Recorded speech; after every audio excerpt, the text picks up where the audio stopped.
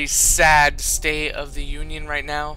Regardless of how you feel about Donald J. Trump being the president-elect for the United States of America, it's important to recognize where we are right now. There are those that really feel that virtue signaling on Facebook is going to actually change the way we look at this election, or that it is going to change the electoral outcome of this election. Now, I'm not going to go on some defending Donald Trump crusade, because that is not the purpose of this video.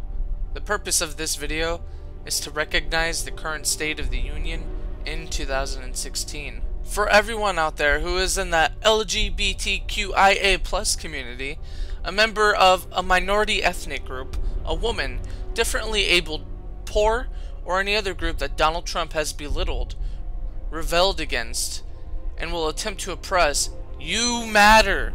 The support of this evil man does not mean that people don't care about you. There are people out there that love, support, and accept you. Please do not take this horrible turn of events to mean that your life doesn't matter. Please find a way to keep up your self-care and self-love, and please reach out for help to others. We are here for you. We are here for each other. This is directly off my Facebook wall after the election. These were people I used to associate with, people I called my friends, and who called me their friend. These are only just a few examples. These are people who were considered smart, who were believed to really think outside of the box. I would like to point out that the last post talking about how people should love and tell minorities they are cared about isn't something I'm against.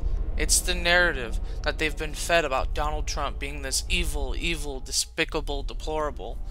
They ignore everything Hillary Clinton has done, which actually fits the narrative they are speaking. I would also like to point out, I'm not saying these people are not smart based on the fact that they disagree with me, but I'm basing it on the fact that they believe the narrative of the mainstream media or left-wing media in general. I just don't understand how we can ignore the fact that Hillary Clinton attacked Bill's sexual assault accusers, then gets to somehow call Trump and his supporters sexists and misogynistic.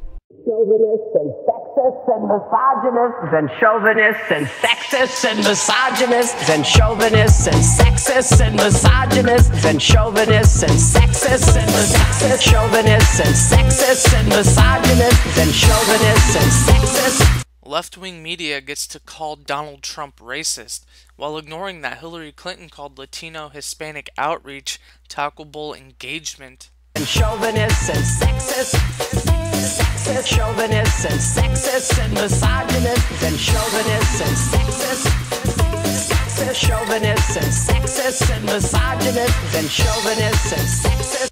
That is just part of the State of the Union of America in 2016.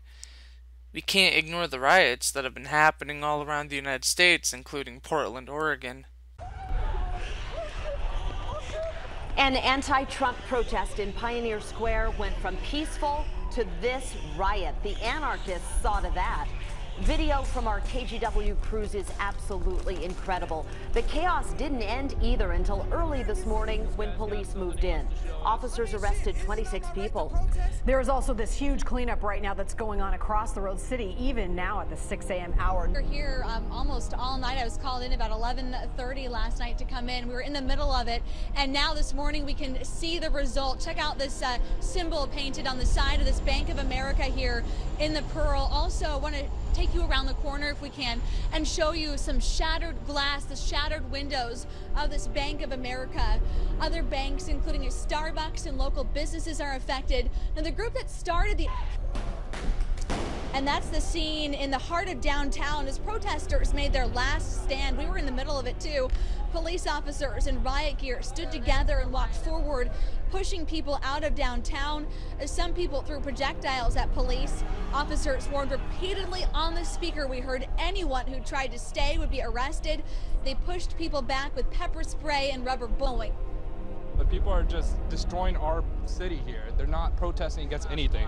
Yeah, literally, this is not going to solve anything. I participated in them too, but I'm trying to make a statement. And if I have to use force, just like they just shot me in my chest with a rubber bullet, then lighting a little fire ain't gonna hurt no. Tonight, staff here say people used bricks, bats, cinder blocks, even their feet to bash in the windows and windshields of some of these cars. 19 cars total. Once again, a lot of these cars were new and a lot of them are totaled. And just like a lot of damage across Portland last night, the manager says he thinks this was completely random. Looked like people holding like some fire. There's big smoke coming through, and then they started throwing bricks through the windshields. We'll come and look at a couple cars here that you'll see that are just damaged, unrepairable. I mean, it's... So like totaled out cars? Yeah, totaled out cars. From Fox 12 Oregon, this is breaking news. Welcome back. We want to check in now with Portland Police Sergeant Pete Simpson. He's on the phone with us right now. Sergeant Simpson, if you can, give me just the latest of where we stand right now. And it appears as though you may be making some arrests. What can you tell us?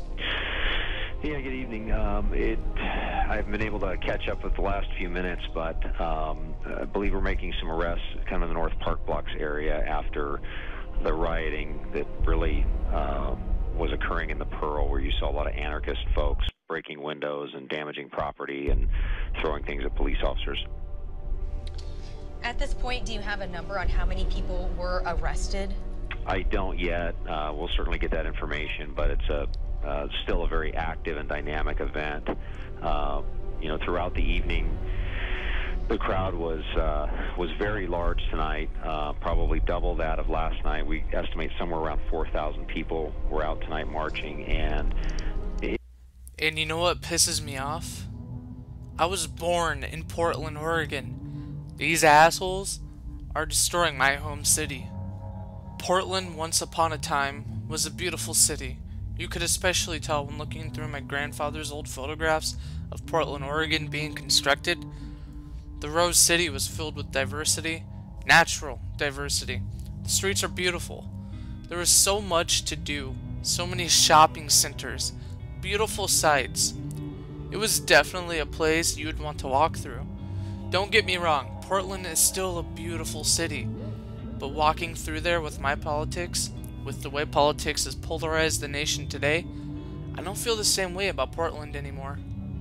I don't want to sound melodramatic, I know I probably do, but I have early childhood memories and cultural ties to Portland, Oregon. It's where I was born, it's where I go to see my family, it's where I go to visit my grandfather at his memorial. Portland is where I started school, where I made all of my friends, acquired my earliest memories. It's where I learned to ride my bike. I used to ride through the city with my older brother.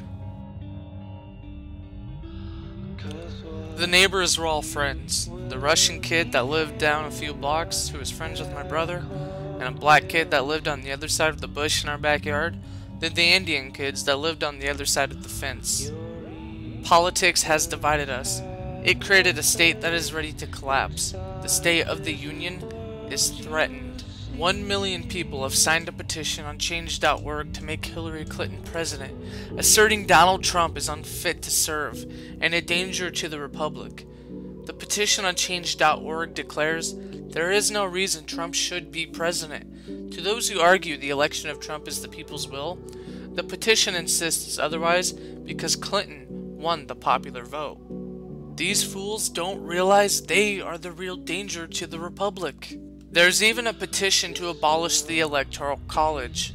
The Electoral College, the system that assures that the republic will remain intact. And George Soros funded the petition to abolish the Electoral College. He funded to abolish the republic.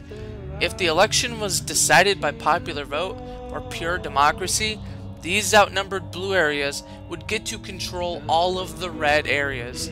Urban districts would get to control everyone's life through votes in the rural countryside.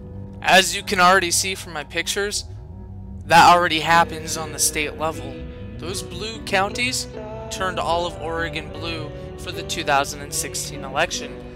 Those blue counties control every aspect of Eastern Oregon and Oregon in general.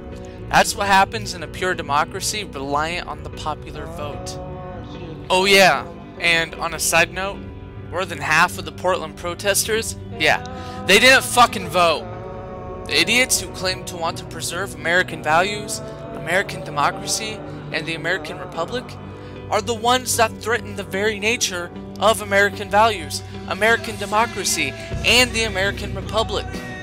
They are ironically turning people against their cause while preaching love and democracy. These assholes are a threat to the Union. These assholes threaten the state of the Union.